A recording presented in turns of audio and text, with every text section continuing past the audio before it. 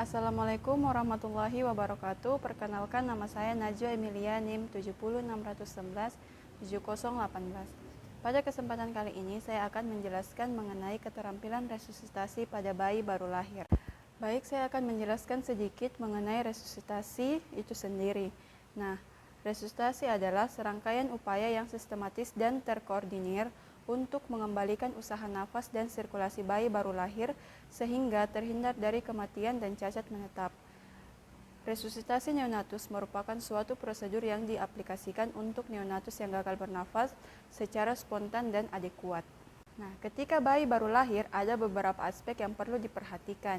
Yang pertama ialah apakah bayi lahir cukup bulan, bagaimana kekuatan otot bayi ataupun tonus ototnya, dan apakah bayi menangis serta mampu bernafas saat dilahirkan.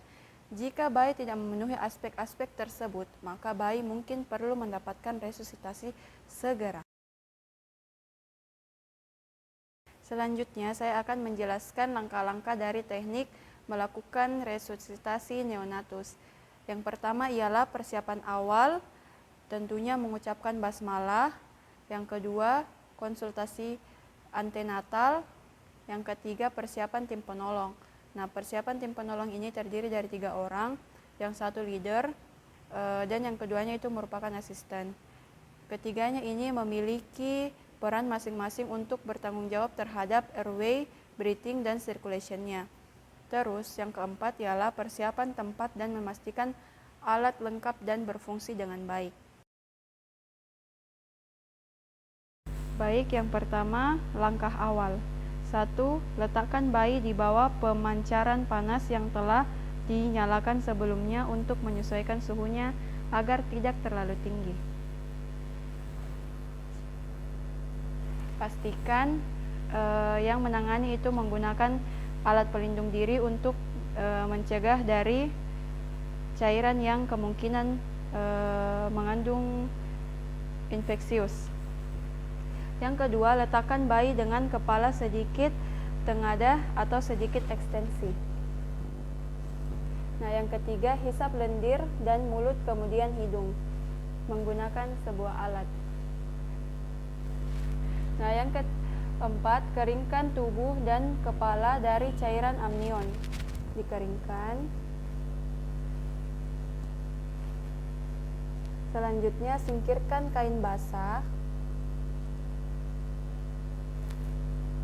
Lalu, perbaiki posisi kepala bayi agar leher sedikit menengadah.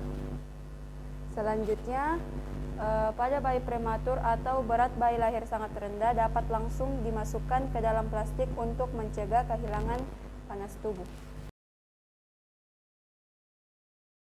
Nah, selanjutnya itu buka jalan nafas. Yang pertama, membersihkan mulut dan hidung bayi dengan penghisap. Menggunakan penghisap. Selanjutnya, posisikan bayi telentang, kepala posisi bertengadah, jangan melakukan ekstensi yang berlebih. Nah, di sini kita berikan pengganjal punggung dengan kain setebal 2,5 cm jika kepala bayi itu besar atau oksiputnya itu menonjol. Yang keempat, jika pernafasan dangkal atau tersengal-sengal, segera hisap lendir mulai dari mulut kemudian hidung menggunakan penghisap. Nah, di sini perlu diingat jangan terlalu lama, kurang lebih itu hanya 6 detik. Selanjutnya kita melakukan evaluasi pernafasan, frekuensi jantung, dan juga warna kulit. Nah, yang keenam, jika ketuban keruh atau bercampur mekonium kental, dan juga bayi menunjukkan usaha nafas yang baik, tonus otot yang baik, dan frekuensi jantung lebih dari 100 kali per menit, kita cukup membersihkan sekret dan mekonium dari mulut dan hidung dengan menggunakan balon penghisap yang biasa digunakan atau kateter penghisap. Selanjutnya kita melakukan rangsangan taktil. Nah, ada 2 cara yang dapat dilakukan. Yang pertama, menepuk atau menyentil telapak kaki. Menepuk dengan pelan atau menyentil. Dan kemudian atau menggosok punggung atau perut, dada ataupun ekstremitas. Punggung digosok ataukah perutnya atau dadanya ataupun ekstremitasnya. selanjutnya kita evaluasi kondisi bayi. Nah, di sini kita menilai pernafasan bayi dengan melihat pengembangan dada dan warna kulit, dengan suara nafas di seluruh lapangan paru dengan menggunakan stetoskop. Selanjutnya kita menilai denyut jantung dengan mendengarkan irama jantung dengan stetoskop. Hitung frekuensi denyut jantungnya.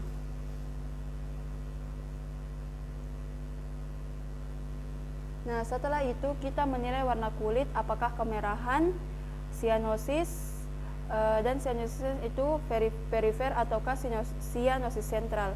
Kemudian jika ada tanda-tanda sianosis, kita pasangkan monitor untuk saturasi.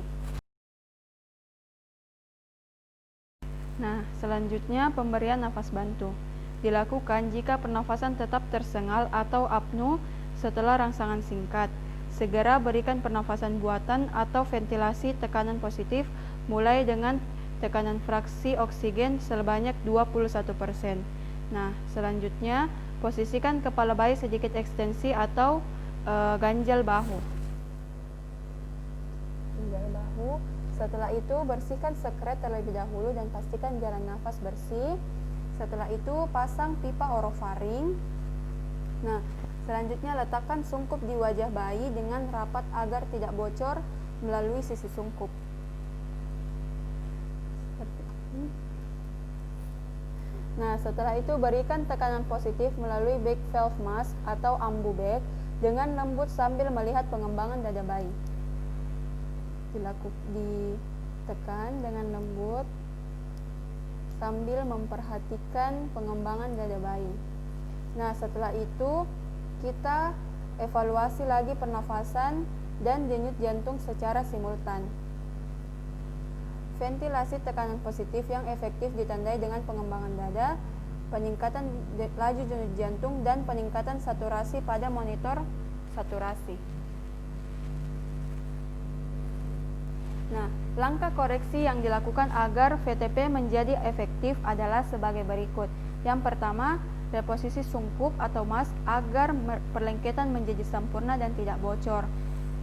Yang kedua, reposisi atau reposition kepala menjadi posisi penghidu.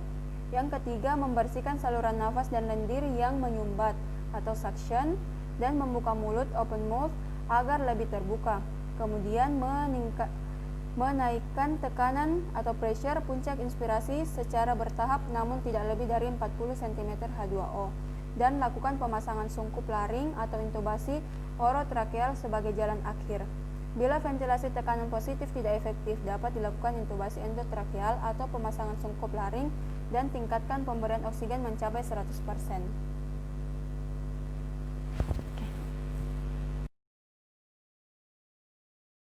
Selanjutnya adalah pijat jantung atau penekanan dada. Indikasi pijat jantung bila setelah 45-60 detik dilakukan VTP dengan 100% oksigen, namun frekuensi jantungnya itu tetap kurang dari 60 kali per menit. Nah, di sini diperlukan 2 orang, di mana 1 orang yang melakukan pijat jantung dan 1 orang yang terus melanjutkan ventilasi. Kemudian pelaksana kompresi di mana kita menilai dada dan menempatkan posisi tangan dengan benar. Lalu pelaksanaan ventilasi, menempatkan sungkup wajah secara efektif dan memantau gerakan dada. Yang ketiga, penekanan dada dilakukan pada sepertiga bagian tengah sternum di bawah garis imajiner yang menghubungkan papila mama. Nah, di sebelah bagian sini. Di sini kita bisa menggunakan 2 teknik, yaitu teknik ibu jari atau teknik 2 jari. Nah, teknik ibu jari ialah kedua ibu jari menekan tulang dada, kemudian kedua tangan melingkari dada dan jari-jari tangan menopang bagian belakang bayi. Seperti ini. Nah, yang kedua teknik 2 jari. Nah, ujung jari tengah dan jari telunjuk atau jari manis dari satu tangan digunakan untuk menekan tulang dada. Nah, seperti ini untuk menekan tulang dadanya. Nah, adapun lokasi untuk mengkompresi dada ialah gerakan jari di sepanjang tepi bawah iga sampai mendapatkan sifoid. Sepanjang tepi iga sampai mendapatkan sifoid. Kemudian letakkan ibu jari atau jari lain pada tulang dada, tepat di atas sifoid dan pada garis yang menghubungkan kedua puting susu. Kemudian tekan saat kompresi dada, kedalamannya itu kurang lebih sepertiga diameter antero-posterior dada. Nah, lama penekanannya lebih singkat daripada lama pelepasan. Seperti ini. Jangan mengangkat ibu jari atau jari tangan dari dada di antara penekanan.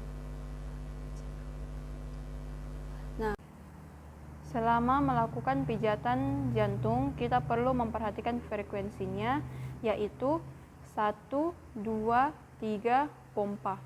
Nah, dalam satu siklus, kegiatan terdiri atas 3 kompresi ditambah dengan 1 ventilasi.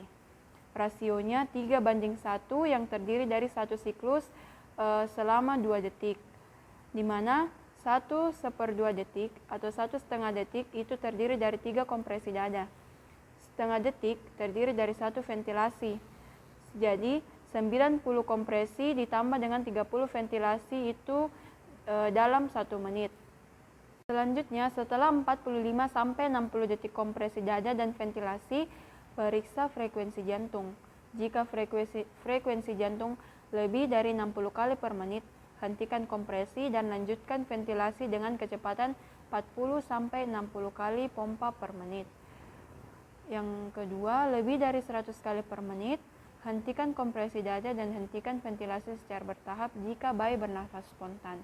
Nah, yang ketiga, kurang dari 60 kali per menit, lakukan intubasi pada bayi. Jika belum dilakukan, dan berikan epinefrin, lebih disukai dengan cara intravena.